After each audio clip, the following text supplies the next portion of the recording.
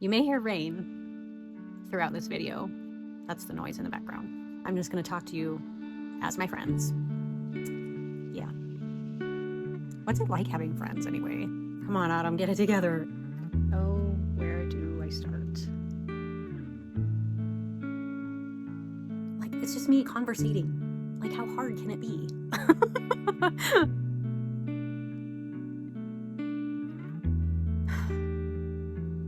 I don't know really where to start, so I'm just gonna start.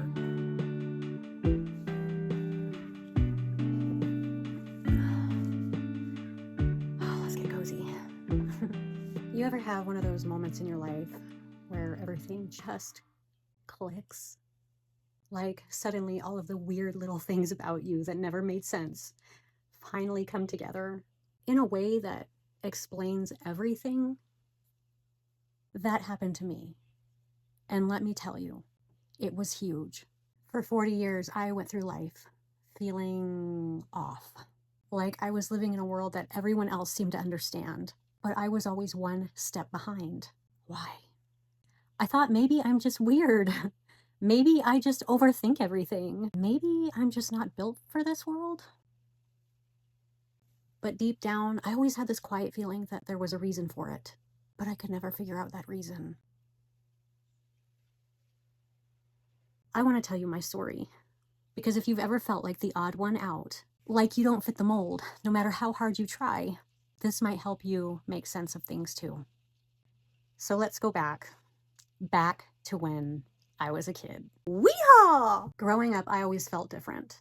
While other kids always bonded over games and sleepovers, I found peace in solitude, even as a young child. I loved the straight seams of my socks and the comfort of my worn out jeans. Good Lord, I gave my mama grief over the seams of my socks.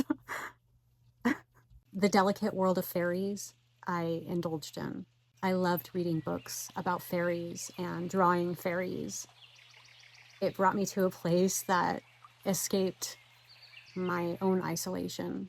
I enjoyed drawing features of faces, but never drawing the whole image. I was very particular about eyes. I loved drawing eyes.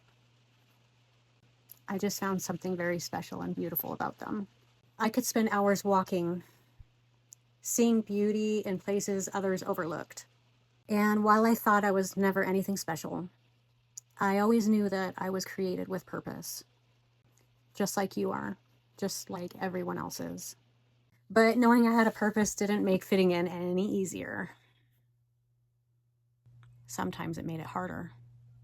I watched people around me connect effortlessly while I remained on the outside, trying to understand this rhythm I could never quite dance to, that I could never quite catch the beat of.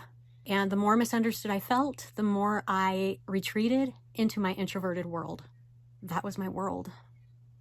Some days I felt like I would never have the ability or understanding to connect with others. As I grew older, I tried to shape myself into a person, into something that I thought the world wanted. I worked a job that demanded physical strength, and it was something that I had plenty of. And for a while, I excelled. But no matter how fit I was, I burnt out. I couldn't understand why my energy was failing me. It was so foreign. So I tried something else. I tried to belong. Why not? Hi. What are you doing? What are you doing? What are you... Oh, stop. What are you doing? Oh, you guys are joke. Why are you eating my hair? Say hello. Say hello. Hi. Stop. I joined the parties, the conversations, the late nights filled with laughter and noise. But through this, I quickly realized that I could only socialize through the help of alcohol. Sometimes I wish I could go back and tell myself not to do it. At first, it seemed like the key to unlocking connection with others, but instead it led me down a path of addiction. The more I drank, the more I drifted from the person that I truly was. I didn't even know who I was anymore. And I was no longer just different. I had become someone that I truly despised. It was my faith that saved me. It picked me up and it set me on a new path. But even then, something remained unanswered. Now I was sober, but I was still searching. Then years later, I sat in a clinic with my daughter, going through the process of her autism diagnosis. As I listened to the questions they were asking her, something unexpected happened. I resonated with them. The questions, the patterns, the struggles, the emotions. I recognized them all. And my daughter ended up getting her diagnosis. She is autistic. And after my daughter was diagnosed, I couldn't shake the question, could I be autistic also? And so from there, I did what I do best. I researched, I took informal tests, I watched videos, I read blogs, I read books. I did everything I could to understand this. And one quiet afternoon when I was sitting on the couch, it hit me. I was a high-masking autistic adult.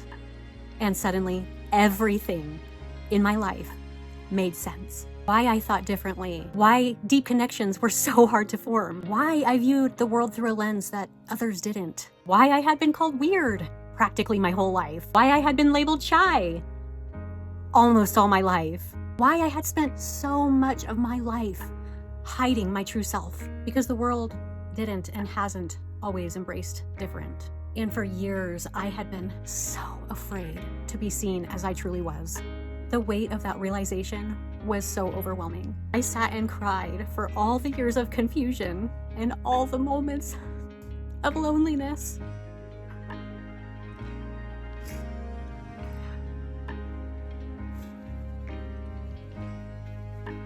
All the times that I had tried to force myself into a mold that was never made for me. But as the tears fell, so did the burden that I had been carrying for decades.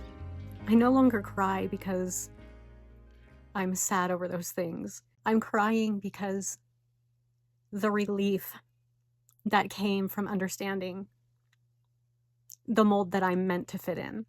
And in place of the burden came clarity and peace. So if you've ever felt like an outsider, if you've ever felt like you experience the world differently, I encourage you, stop right where you are and start looking for the answers. Piece together your puzzle and seek understanding. For me, discovering the truth about myself wasn't a loss. It was a gift. It didn't change who I was. It helped explain parts of who I am. And that helped to set me free in those areas of having those burdens and loneliness and sadness. So if you're still searching, keep going, because when you finally see yourself clearly, not as the world expects you to be, but as you were always meant to be, you will find something beautiful. You will find you.